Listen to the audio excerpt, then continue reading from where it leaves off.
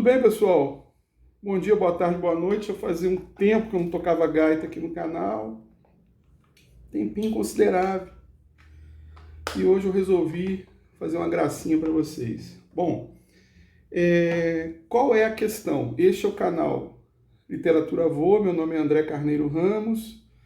Estamos falando da Clarice Lispector, estamos falando especificamente do conto A Procura de uma Dignidade, que foi publicado em 1974, naquele livro de contos fabuloso dela, Onde Estivestes de Noite. Inclusive é um livro não muito conhecido da Clarice. Só para quem é bem fã da escritora mesmo, né?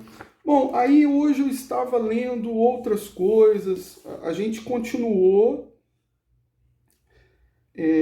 com a leitura do conto, eu continuei com a leitura do conto,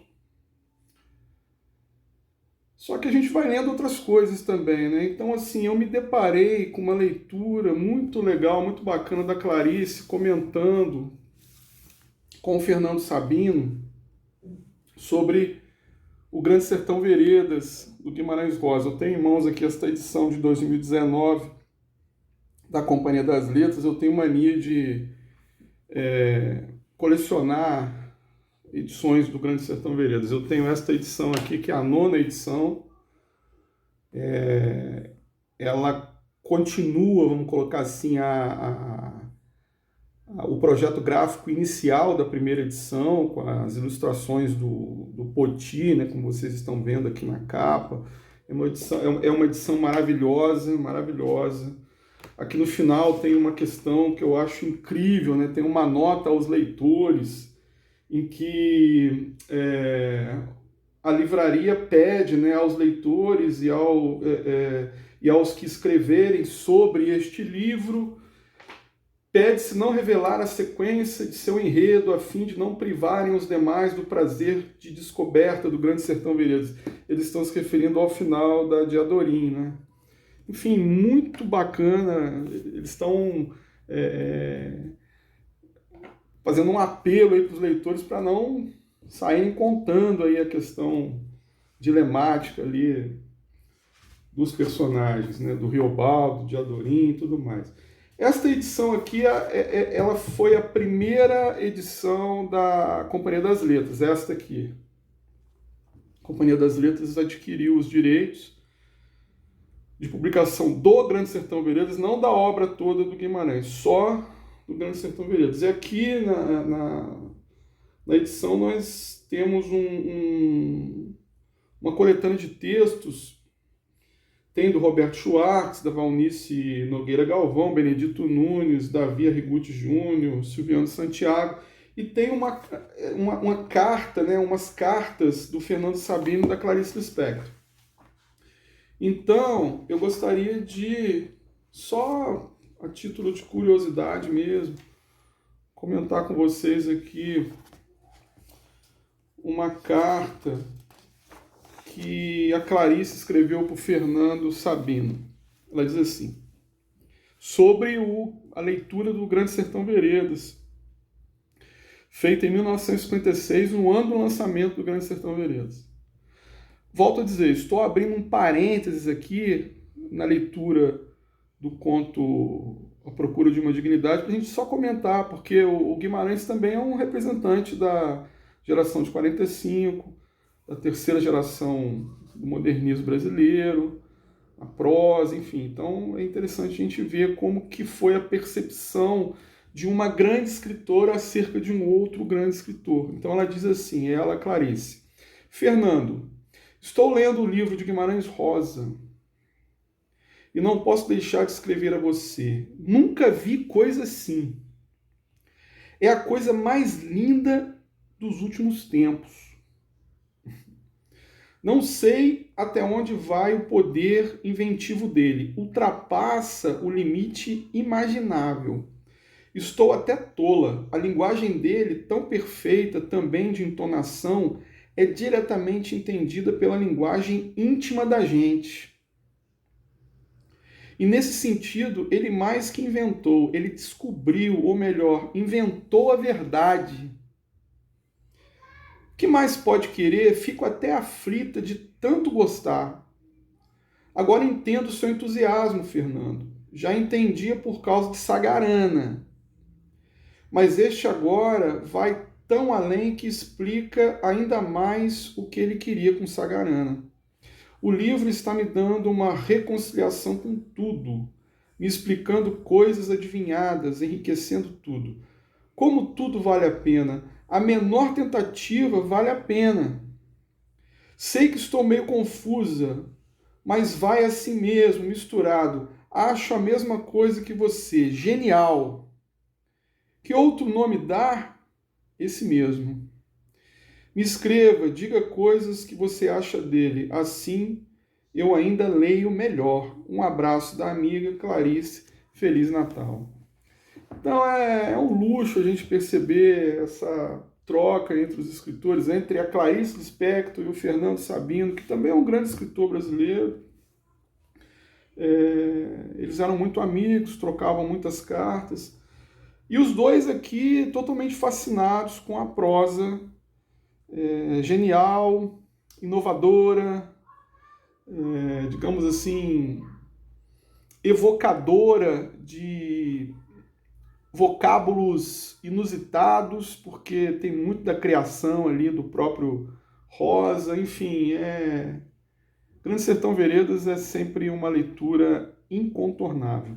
Então eu queria começar o vídeo de hoje falando dessa leitura da carta aqui que a Clarice escreveu, para a gente até poder também notar como que ela era fora de um ambiente de escrita literária. A Clarice ela escreve bem em qualquer circunstância, mas eu não sei se vocês notaram aqui o tom de certa leveza aqui exposto na carta e o modo como a literatura oferecia para ela uma espécie de remédio contra a angústia da existência. Ela estava feliz de ler O Grande Sertão e descobrir N coisas. Então, a Clarice, uma escritora incrível e fascinante, e, enfim, temos que ler Clarice. Temos que redescobrir sempre, né, Clarice Lispector.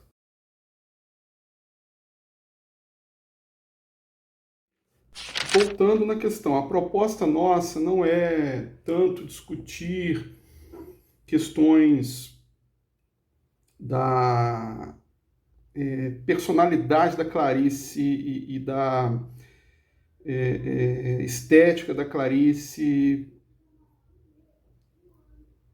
tão a fundo. Eu tenho a noção de que no YouTube mesmo vocês podem encontrar inúmeros vídeos falando sobre isso. O que eu quero fazer aqui é uma experiência de leitura.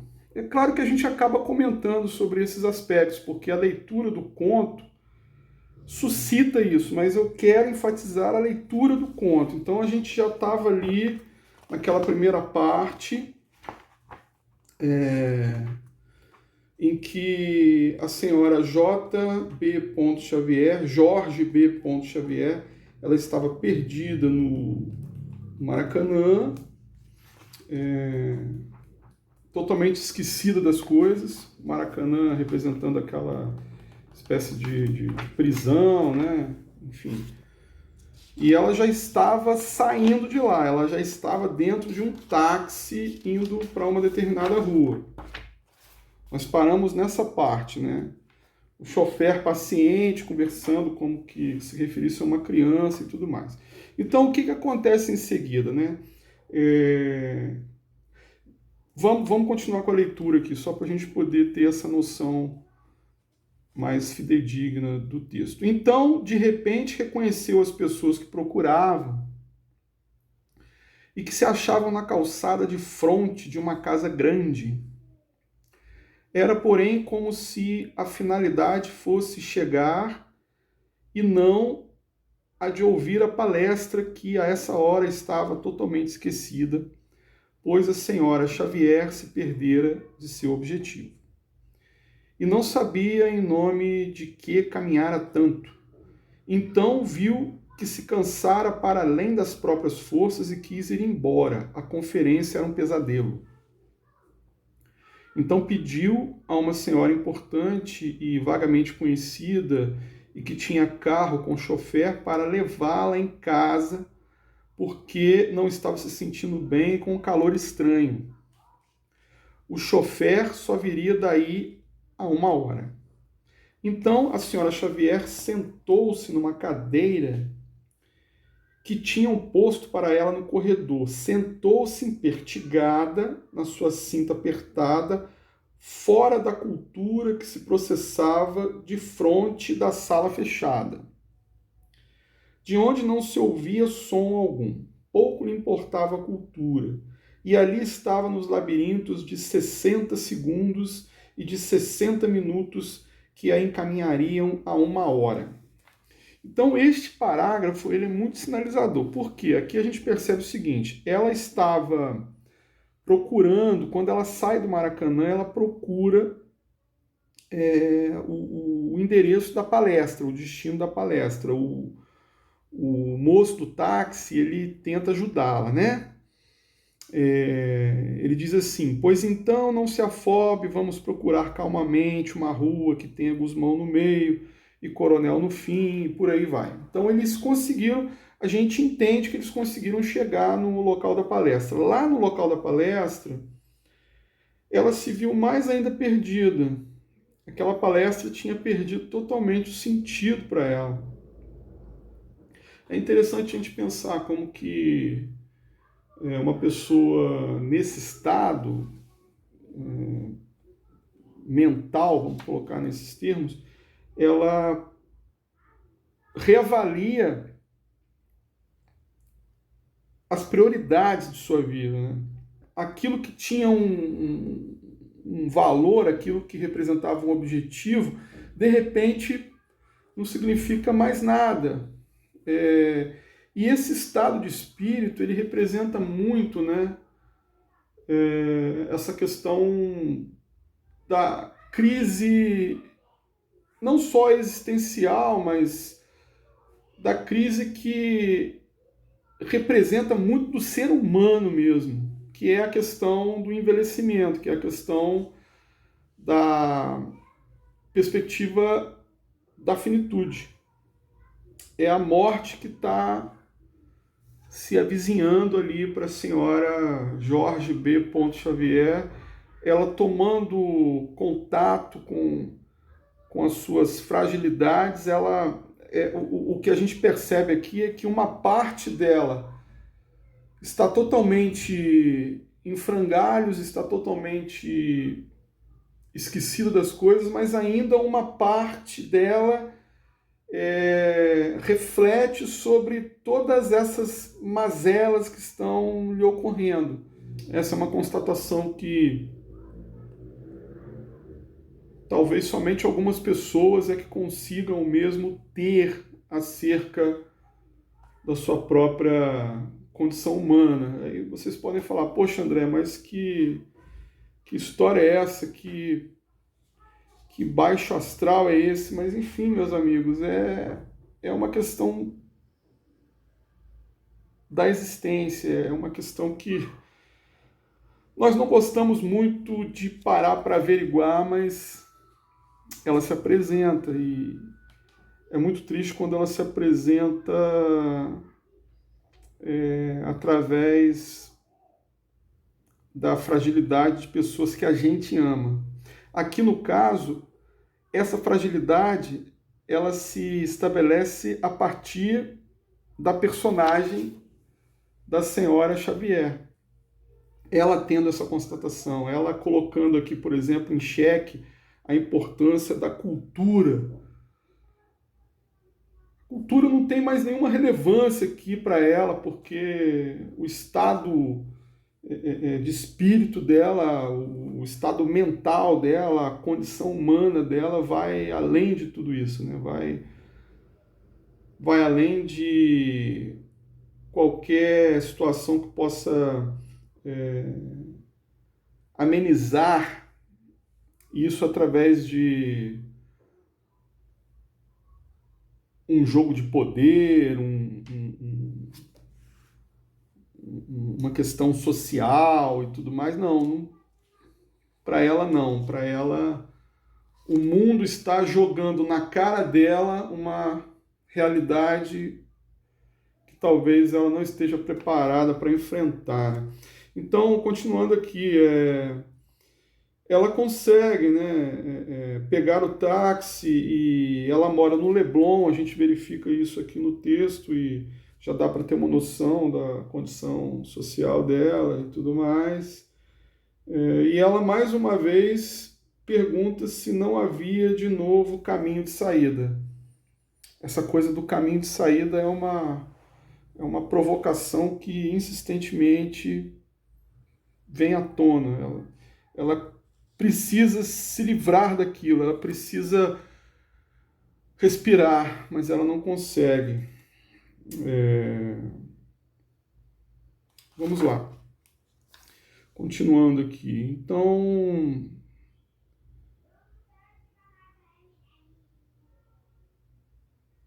ela chega num local, ela fica na dúvida. Tinha o cérebro oco, parecia-lhe que sua cabeça estava em jejum. Daí a pouco notou que rodavam e rodavam, mas que de novo terminavam por voltar para uma mesma praça, ou seja, essa coisa do labirinto do Teseu, o labirinto do Minotauro, isso está ali instaurado, existe uma grande mazela que está perseguindo a senhora Xavier. E esta mazela está dentro dela, está dentro de sua cabeça, está arruinando com as suas potências cognitivas e paulatinamente transformando esta senhora num ser alheio a tudo que ela representava. Essa é a grande verdade.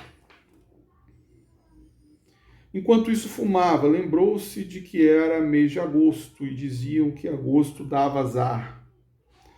Mas setembro viria um dia como porta de saída. E setembro era, por algum motivo, o mês de maio, um mês mais leve, mais transparente. Foi vagamente pensando nisso que a sonolência finalmente veio e ela adormeceu. Então a gente percebe que essa questão temporal também tem uma incidência aqui bem problematizadora. Mas a porta de saída está ali, né? Mês de setembro representando a porta de saída do mês de agosto, que é o mês, segundo ela menciona aqui, do azar e tudo mais. Foi direto ao quarto, tirou toda a roupa, engoliu sem água uma pílula, então esperou que esta desse resultado, né, tomando remédio. Mais uma porta de saída.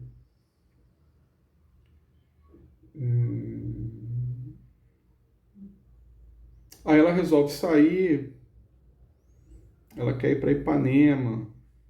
Aqui quando ela pergunta, né, quando ela está dentro do táxi e ela é indagada pelo rapaz, né, pelo motorista, para onde que ela gostaria de ir, se era para o Jardim Botânico, ela reitera, Ipanema, por favor. Era o absurdo do desencontro total, pois que havia em comum entre as palavras Ipanema e Jardim Botânico. Mas de novo pensou vagamente que era assim mesmo a sua vida. Então isso essa coisa dela dizer isso, né? Era assim mesmo a sua vida. É uma perspectiva bastante cômoda. É como se ela aceitasse que a sua vida fosse um desfile de incontáveis rotinas e não tivesse graça nenhuma e tudo mais. Então ela faz uma compra e etc. E ela volta para casa.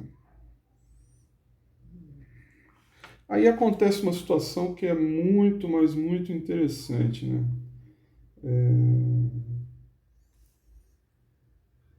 Aqui, tá Achei o parágrafo. Ela já está no quarto, ela está com a questão da sua evocação memorialística, mesclada a devaneios e tudo mais.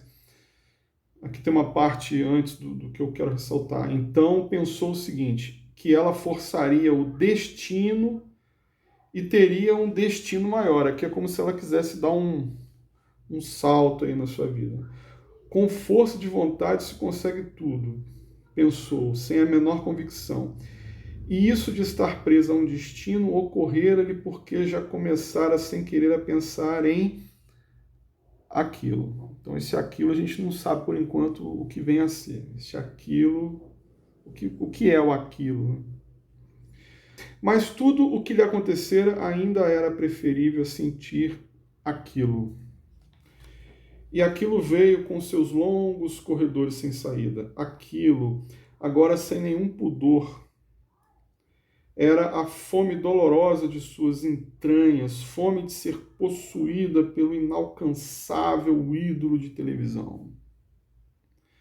Não permitia não perdia um só programa dele. Então, já que não pudera se impedir de pensar nele, o jeito era deixar-se pensar e relembrar o rosto de menina moça de Roberto Carlos, meu amor.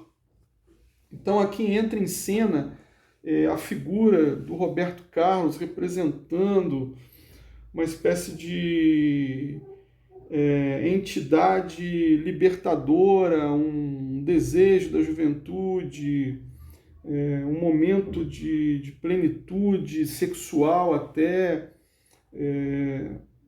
o retorno a uma lembrança feliz. Roberto Carlos aqui representando isso, o retorno ao que ela era com relativa segurança, coisa que hoje ela não consegue ser.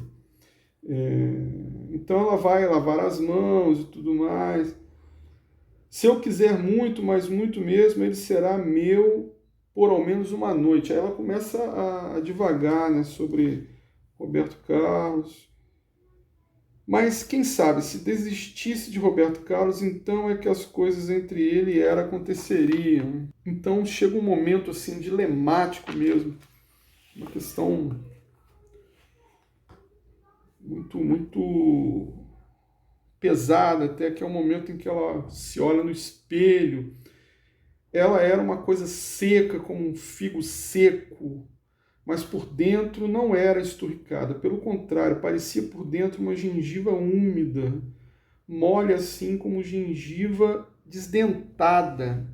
Então, as duas nuances são terríveis, né? De um lado, a gente tem, né, a questão da secura do figo quase que apodrecido ali, esturricado, e também a umidade, mas uma umidade de uma gengiva mole sem dente. Então, de qualquer maneira, essas duas alegorias representam muito bem a decrepitude humana.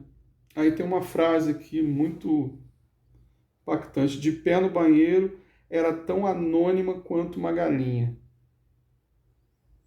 Uma galinha é um animal na multidão de animais que não tem identidade nenhuma, que possui um destino fatídico, né? Será abatido e tudo mais. A senhora Jorge B. Xavier, Jorge B. Ponto, eu não deixo de falar o ponto, porque o ponto é muito enfático. Era ninguém.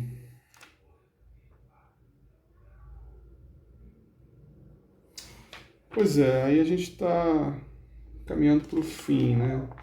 Aí ela diz: do fundo de sua futura morte, imaginou ver no espelho a figura cobiçada de Roberto Carlos, com aqueles macios cabelos encaracolados que ele tinha. Ali estava, presa ao desejo fora de estação, assim como o dia de verão em pleno inverno, presa no emaranhado dos corredores do Maracanã. Ela não consegue se dissociar daquela imagem que se prendeu na mente esfacelada dela do labirinto do Maracanã. Aquele lugar escuro, repleto de corredores, e ela não conseguia encontrar saída. Presa ao segredo mortal das velhas. Só que ela não estava habituada a ter quase 70 anos. Faltava-lhe prática e não tinha a menor experiência. Então a gente pode perceber que ela não era tão velha assim, né? Hoje em dia, 70 anos é uma idade que as pessoas consideram como uma idade produtiva e tudo mais. Então, assim, este conto foi escrito na década de 70, então 70 anos naquela época já representava, segundo a Clarice Lispector, um momento assim de ocaso da existência, né? Vamos colocar nesses termos.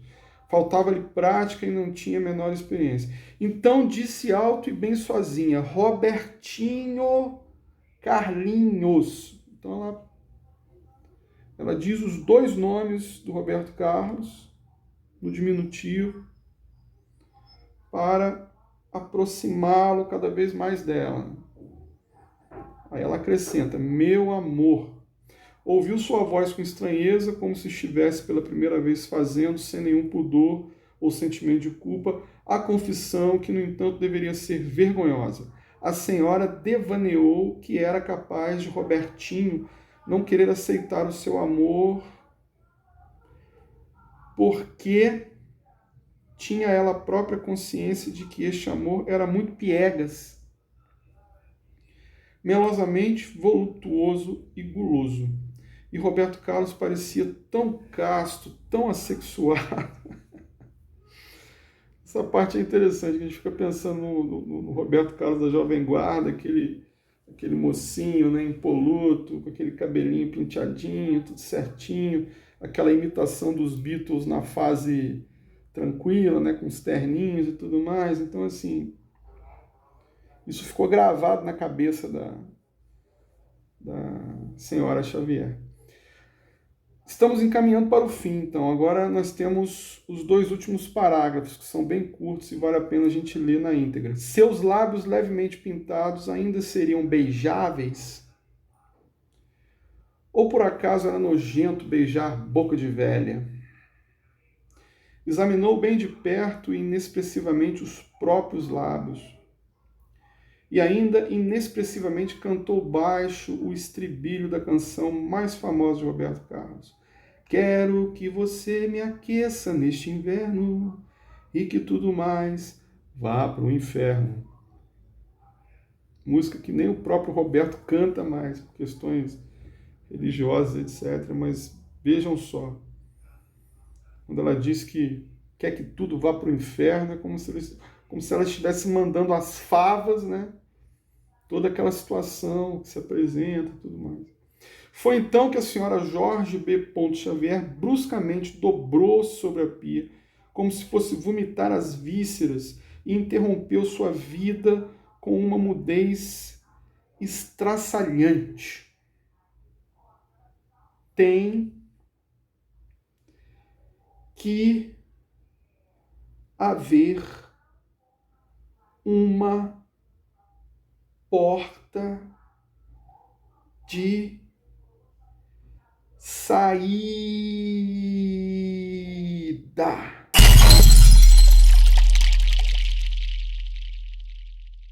Enfim, é um conto extremamente pesado, não é fácil. É um conto que demonstra para nós ali, é o que eu já cansei de falar desde o início, uma situação dramática, dilemática, de esfacelamento do ser, de constatação de toda uma nulidade até, a constatação até mesmo de uma desimportância das nossas existências. Tem tanta gente que se acha importante, acima do bem e do mal, então, ou seja, existe um momento ali em que a coisa se adensa. Eu lendo, relendo o conto da Clarice, eu me lembrei muito do filme do Scorsese.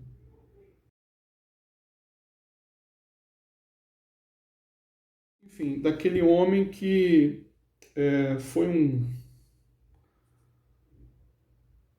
um grande assassino da máfia, foi um homem importante dentro de uma estrutura ali de banditismo e etc. E que ele terminou sozinho num asilo totalmente fragilizado, totalmente destituído de sua importância, os amigos já haviam morrido e tudo mais. Então, assim, é uma situação extremamente complexa. Talvez um dos maiores medos que o ser humano possui seja mesmo o da solidão e dessa perspectiva de total desnorteamento que essa solidão pode proporcionar. Então a Clarice aqui, ela toca nesses assuntos e ela desnuda essa personagem da senhora J.B. Xavier perante os nossos olhos. Ela faz com que a gente não simplesmente compadeça dela, mas que a gente